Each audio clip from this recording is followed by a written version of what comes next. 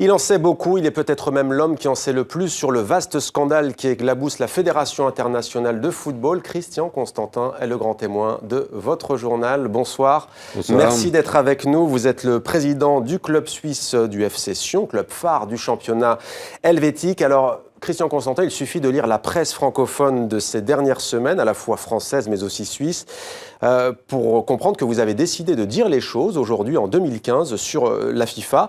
On vous sent très remonté contre l'instance dirigeante du football mondial, que vous qualifiez d'ailleurs d'association de malfaiteurs. Mais ça date de 2011, quand j'ai qualifié l'association de malfaiteurs. C'est un moment où on avait un brisbee où les tribunaux civils nous donnaient raison, mais les tribunaux sportifs qui sont contrôlés par les instances sportives, on avait beaucoup plus de peine à avoir raison, puisque c'est toujours dur d'être jugé par des membres d'une association. Ouais, mais pourquoi malfaiteurs précisément sur ce parce dossier? que j'ai toujours été très offusqué de la relation entre les clubs et les associations ou les fédérations de ce type. Pourquoi? Parce que les clubs sont réellement les entreprises et les entrepreneurs du football. C'est eux qui ont la formation, c'est eux qui ont la charge salariale des joueurs, les infrastructures, les problèmes avec les supporters. Et finalement, que ce soit la FIFA ou l'UEFA, ce sont des organisateurs de compétition. Et l'argent qui a fortement augmenté dans les caisses par rapport aux droits de télévision fait tourner un peu la tête, et les salaires qui étaient des salaires normaux avant deviennent des salaires déraisonnables aujourd'hui, et puis finalement c'est le football qui est pillé. Salaire de qui? Des dirigeants, vous voulez dire, par exemple, l'instance européenne, de l'UEFA, de la FIFA? Je ne parle pas de l'UEFA, mais parce que je connais beaucoup mieux le dossier de la FIFA, mais les salaires de la FIFA sont des salaires démesurés, voilà. Donc vous dites que l'argent généré par les clubs profite beaucoup, si on vous comprend bien, aux instances dirigeantes et notamment à la FIFA. Comment ce système a-t-il pu se mettre en place et perdurer? Pourquoi personne autre que vous n'a rien dit? Vous dites que vous avez parlé en 2011. Parce que le système est ainsi fait qu'on doit signer des clauses où on admet d'être jugé par un tribunal arbitral du sport, et les juges du tribunal arbitral du sport sont des juges en principe qui travaillent pour ces associations. Puis quand vous devez choisir 3 juges, puis 2 travaillent pour une association, c'est difficile de gagner. C'est pour ça que quand vous allez dans des tribunaux civils, vous pouvez gagner parce que la justice est mieux traitée. Dans des tribunaux comme ça, c'est beaucoup plus compliqué. Et pour cette raison-là, nous, personnellement, nous avons enlevé 36 points parce qu'on avait des joueurs qui avaient été qualifiés, et tout d'un coup, on a décidé qu'ils n'étaient plus qualifiés, puis on avait ouvert des procédures. Et le fait qu'on avait attaqué par des tribunaux civils, parce que c'était la seule manière d'avoir raison, on nous a enlevé 36 points. Puis après, on va vous mettre la pression en disant, on va sortir la Fédération suisse de la Coupe du Monde. Et puis, c'est un principe de faire les choses par la contrainte, tel qu'on a connu au Moyen-Âge, par exemple. Et puis après, quand on rajoute l'argent qui arrive et puis qu'on pille un peu dans les caisses, c'est ce qu'on vit aujourd'hui. Voilà. Alors, Sepp Blatter, patron suisse en exercice de la FIFA, est suspendu, on le sait maintenant, depuis plusieurs mois. On vous présente souvent comme l'un de ses proches. Vous le connaissez bien, en tout cas. Vous êtes originaire du même pays. Quel est votre rapport avec lui, d'abord? J'ai des bons rapports avec lui. J'ai souvent parlé des problèmes, mais il m'a jamais voulu vraiment m'entendre, dans le sens que, à certains moments, le foot rend fada. Et à certains moments, ce que j'ai dit tout à l'heure, des salaires démesurés, si vous rajoutez encore toutes les frais de fonction qu'on prend là autour, ça devient des chiffres abominables. Et quand tout ça va être mis sur la table publique, les gens vont se rendre compte que c'est déraisonnable. Mais qu'est-ce que vous lui avez dit? Vous l'avez mis en garde contre, par exemple, la corruption, déjà, avant même que ce Notamment, il y avait éclate? plusieurs. Il y avait cette manière de traiter les clubs. Il y a d'autres manières, après, plus vastes, qui sont tout ce qui est les paris sportifs, les matchs truqués, là, il n'en peut rien. Mais déjà, le comportement des dirigeants doit être un comportement exemplaire. On ne peut pas arriver à prendre des salaires en millions de francs par année quand les clubs souffrent et ont toutes les charges. Alors c'est ça, vous parlez de millions de francs pour que les téléspectateurs qui nous regardent comprennent bien. Vous évoquez depuis tout à l'heure des sommes colossales. Quelles sont-elles justement? Si on peut parler par exemple en euros. En euros, le salaire d'un président de la FIFA n'est pas loin de 8 millions d'euros par année. Le secrétaire général en prenait 5. Enfin, plus ou moins, c'est des chiffres de cette dimension-là. Et ces chiffres-là ne sont pas acceptables. Si tu as Cristiano Ronaldo et tu vends, j'en sais rien, 3 millions de maillots du Real Madrid, tu peux peut-être comprendre. Mais quand tu organises une compétition, ça devient déraisonnable. Et quand tout sera mis sur la table, tout le monde s'apercevra que ces choses déraisonnables doivent être mises en place. Christian Constantin, quelle est la période charnière? Quand est-ce que ça a basculé? Comment la FIFA a-t-elle pu en arriver là? Ça a basculé quand finalement, c'est quand le FBI s'en est mêlé. Parce qu'autrement, les tribunaux en Suisse, ailleurs, Il y avait un article d'ailleurs dans un journal alémanique qui disait que les juges avaient même des billets pour la Coupe du Monde de manière moins chère, enfin des choses comme ça, ce qui faisait que c'était passe-droit, qui faisait que c'était difficile de nettoyer un petit peu ce genre de choses. Mais à partir du moment que de vouloir donner 2 Coupes du Monde aux États-Unis et au Qatar en même temps, et puis que les États-Unis n'ont pas pu l'avoir, ça a fait basculer les choses parce qu'à certains moments, les gens se sont rendus compte que la corruption était plus importante que ce qu'on imaginait. Alors corruption, l'argent roi, on a le sentiment que tout s'achète au fond dans le football parce que vous critiquez les fédérations, mais en même temps, on a eu aussi beaucoup d'affaires de paris truqués. Et là, ce n'est sans doute pas la responsabilité de l'UEFA ou de la FIFA. On a vu des championnats épinglés, notamment en Italie. C'est l'argent roi, tout s'achète ? Pas tout s'achète, mais si on ne rend pas la noblesse au football, on va beaucoup souffrir. Et c'est impératif de rendre cette noblesse au football parce que tout va s'écrouler. Et à partir du moment que les dirigeants ne prennent pas les choses en main comme ils doivent les prendre, ben c'est ce qu'on est en train de vivre aujourd'hui.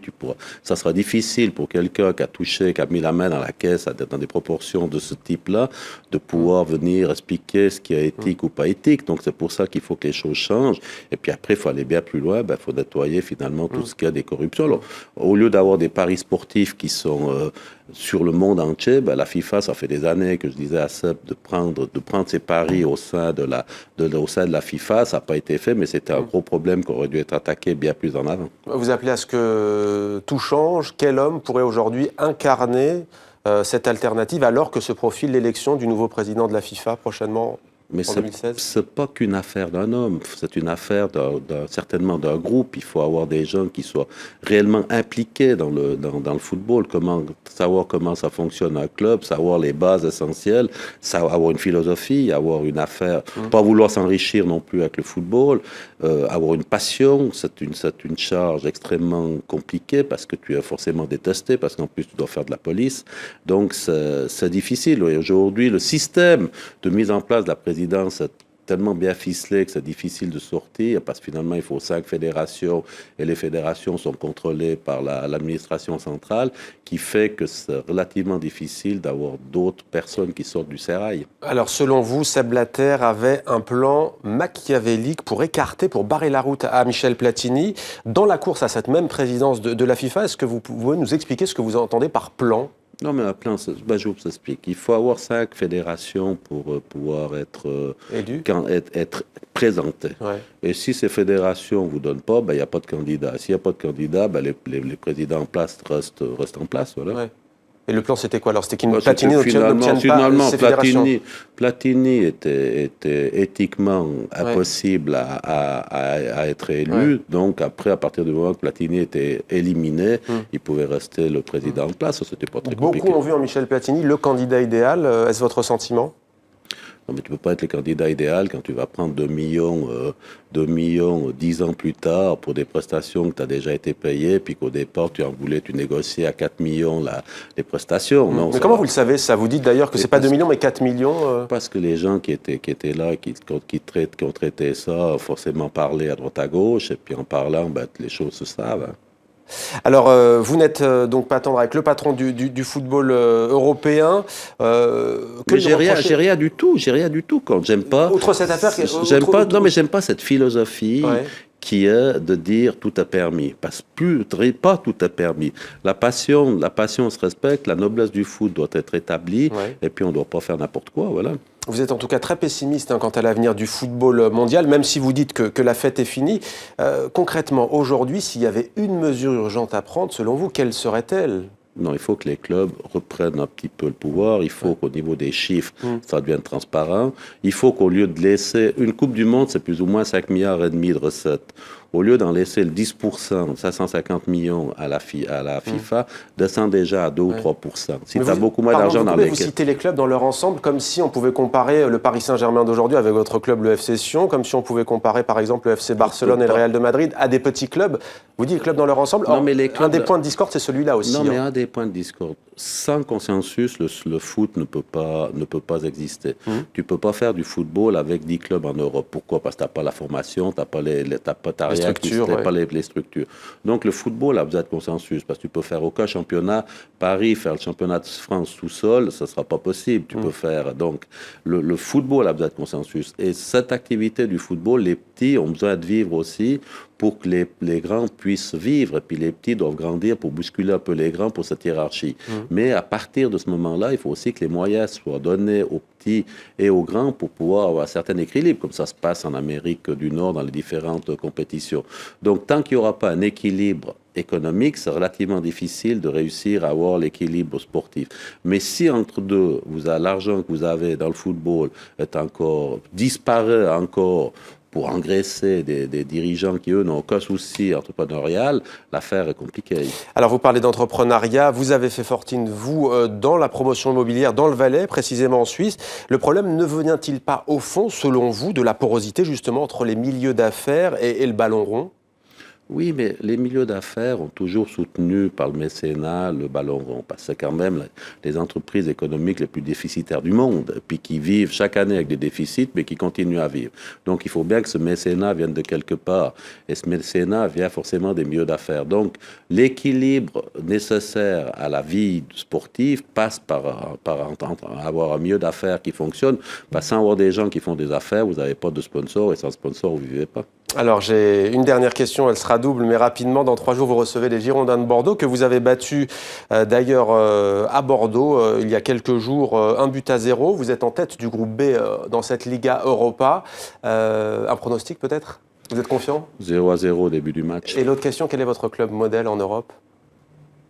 À la fois sportif et financier? Bon, si vous prenez le Bayern Munich, certainement un club bien structuré, tant au niveau sportif et financier, parce qu'en Allemagne, c'est un club qui a dû se construire. Donc je pense que Bayern Munich a bien fait les choses, et dans des moindres mesures, mais qui mérite tout le respect, Porto, par exemple.